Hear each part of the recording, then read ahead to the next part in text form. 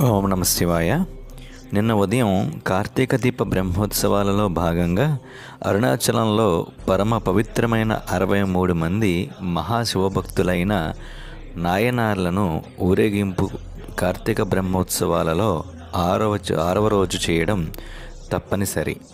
ఒక్క శివభక్తులైన ఈ 63 మంది నాయనాలను భగవంతుడితో పాటు దర్శనం ఇవ్వడం ఏ ఆలయంలోనూ ఏ ఆలయ చరిత్రలోనూ లేదు, ఒక్క అరుణాచలంలో తప్ప.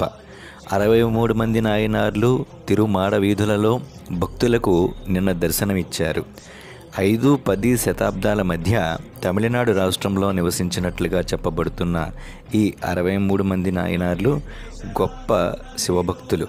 13వ శతాబ్దంలో రచించబడిన తమిళ ప్రబంధం అయిన పెరియ పురాణంలో విపులంగా వీరి గూర్చి వ్రాయబడి ఉంది. వీరు శివుడిని తల్లిగా, స్నేహితుడిగా, కొడుకుగా, యజమానిగా, ప్రేయసిగా భావించి పూజించారు. ఈ నాయనార్లలో రాజుల నుండి సాధారణ మానవుల వరకు అన్ని స్థాయిల వారు ఉన్నారు. భగవంతుడిని చేరడానికి కావలసింది నిష్కల్మషమైన భక్తే గాని ఇంకేమీ అవసరం లేదని వీరి కథలు నిరూపిస్తాయి. ఎంతటి పుణ్యమూర్తులో కదా వీరు.